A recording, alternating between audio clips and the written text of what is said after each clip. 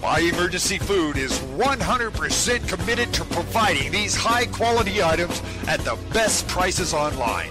Sign up today at wdeanshook.com for their gourmet taste, easy storage, 25 years shelf life, nutritional information, water filtration, and a portable solar power. Come see why Buy Emergency Food is simply the best brands for providing the basic needs when disaster strikes. And they have free shipping on every order. Nothing's easier than their free shipping policy. That's right, 100% free shipping. Your emergency food is usually shipped within 3 business days. It's fast, effective, and free. Does it get any better than that? The food you need when disaster hits. Sign up today at wdeanshook.com. That's wdeanshook.com. All right, my friends, let's have a interesting, spirited conversation here. You know, I want to cover first, when we start talking about this Pope, of possibly being the one that's going to bring this great deception that will fool even the elite, if it were possible. Is this possible? I want to cover a little bit first of the history of who this new Pope is, because this is going to be important in the discussion. So let's start this by who he is. This new Pope, who he is. He's a child of 2 Italian immigrants to Argentina. Bergoglio was a shrewd choice for the papal conclave. He's a cardinal who was native to South America, which South America has a lot more Catholics than Europe does. But he has such strong ties to Rome that he gave his acceptance speech in Italy. But what's truly interesting is that Bergoglio is the first Jesuit to sit as a pontiff. Now, why does that make any difference that he's a Jesuit? Well, because since the formation of the society in, 1534, this militant order has never achieved this high of an honor. Now, the founder, who says that Jesuits are very well known for their loyalty to the Catholic hierarchy. You know, there's some adherents that are titled The Rules for Thinking with the Church. And rule number 13 says this. It says that we may altogether of the same mind and in conformity with the Church itself, if she shall have defined anything to be black, which to our eyes appears to be white, we ought in like manner to pronounce it to be black. Well, Bergoglio's selection perked the ears of someone named Tom Horn, and he saw Bergoglio's parents as a holy order of fulfillment of how Peter the Roman will pasture his sheep in many tribulations. Now, the end-time prophecy says that this false prophet, Peter the Roman, will pasture his sheep in many tribulations. But should we make too much of Malachi's prophecy of these popes? Well, for an former Assembly of God pastor, Horn, he's been kind of reluctant to weigh in on that exact issue. But other non-Catholics may look with some sort of skepticism on the idea of Francis being the last pope before, quote-unquote, the end. Well, let me tell you what the New York Times said about this. Cardinal Bergoglio is a conventional choice, a theological conservative of Italian ancestry who vigorously backs Vatican positions on abortion, gay marriage, the ordination of women, and other major issues, leading to heated clashes with Argentina's left-leaning president. Because this new pope, is from Argentina. In case you didn't know. Well, he's a Jesuit, so let's take a look at Jesuits and get a little bit of history of who and what he is. Now, when we're talking about alien life, when we're talking about, that's right, grays from outer space, or the any form of alien, the Society of Jesuits has a presence in schools, universities, hospital, mission fields. But what's most surprising are the Jesuit astronomers. Jesuits are known for their astronomy. So with a church past that includes forcing other bishops to other Jesuit bishops to do things like model the solar system, you would expect that these people, these Jesuits who are supposed to be God's elite according to them, would be on the forefront of space exploration. Not only does the Vatican have its own observatory, it has more than one, and they're staffed and ran by Jesuits. In fact, the director of the observatory is Father Jose Funes, a Jesuit from Argentina. Funes shocked both Catholics and non-Catholic Christians with an amazing assertion in 2008. Not only, here's what he said, not only is extraterrestrial life a possibility, but we should consider such aliens brothers who may not even need the redemption of Christ. And this is a quote from him. So these Jesuit astronomers, and they're known for their astronomy, they not only believe in alien life, but they believe that the Bible tells us that there's alien life, and that these are not in need of redemption of Christ. I think that really raised my eyebrows. Well, it was an announcement that sent shockwaves through the evangelical community, who view alien life with a lot of mistrust.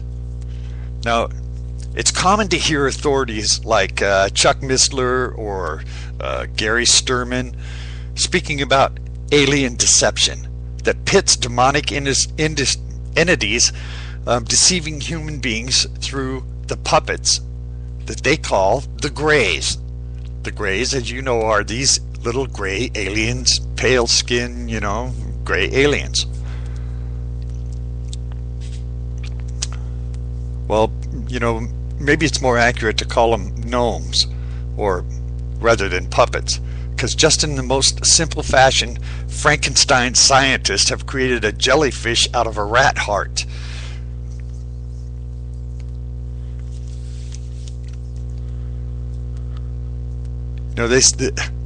Some experts believe that on an infinitely more complex level, these grays are manufactured organic portals designed to house disembodied unclean spirits.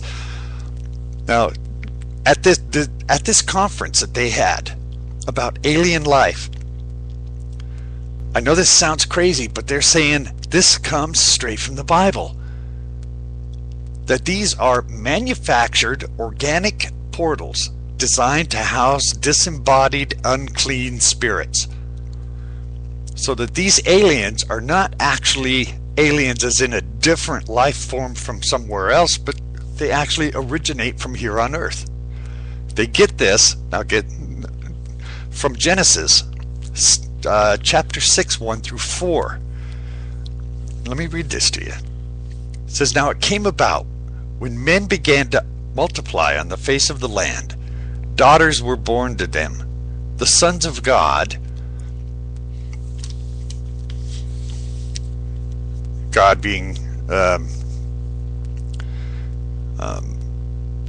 abbreviated. They say that and it's abbreviated because they say, this is what they say, the sons of God are actually these disembodied spirits.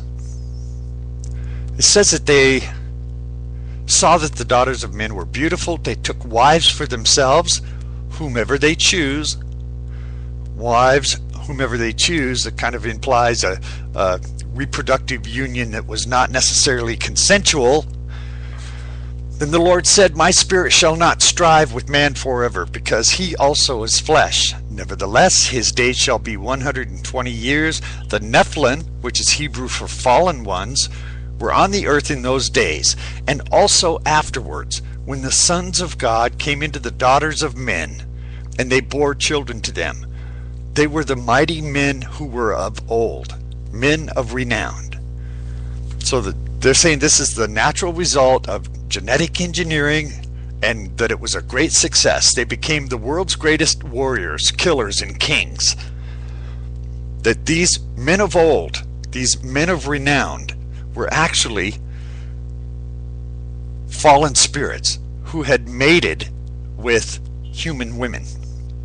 Now, secular researchers are questioning our understanding of who aliens are. No less authority than, let's see, what's this guy's name? Jack Valley.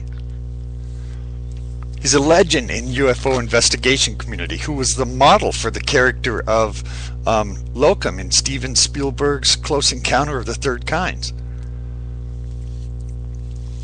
He's reported by those claiming to be alien abductees that transcends modern times and mimics ancient occult rites and demon-possessed experiences. That's a quote from him. His latest book questions the entire phenomenon and looks with strong skepticism at both earthly and unearthly actors. Now, accomplished author, researcher, and lecturer Nick Redfern has an even more astounding supposition that perhaps powerful government agencies are working with entities. Have they made a literal deal with the devil, exchanging technology advances for some unknown and malignant design of aliens? Well, I agree that this would be a wacky conspiracy theory. However, for people who believe in extraterrestrial life, aliens, spaceships, all of these sightings, things that are the great unexplained, the Catholic Church is trying to bring that into our religion and say that this is natural, this is of God, that these aliens are our brothers and our sisters, and that they're half human, or at least part human. Now, they don't explain the experimentation and everything that's going on with that, but they do say that there's alien life out there. Now, these Jesuits, who are staunch astronomers, they believe that these aliens are these men of renown, these men of old. You know, what concerns evangelicals the most, I think, is the possibility that we're not long before there's some sort of official disclosure about alien life. That they would be hailed as brothers, saviors, or even creators. There's some people that think that these aliens actually created us, and their visits are coming to check on us.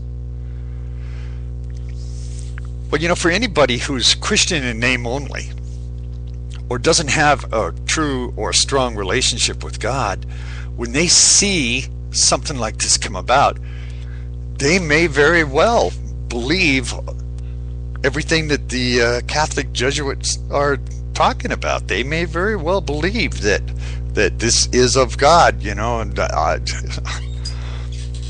you know, in a few minutes, I'm going to cover some other things that Catholics believe that will show how bizarre this whole thing can get.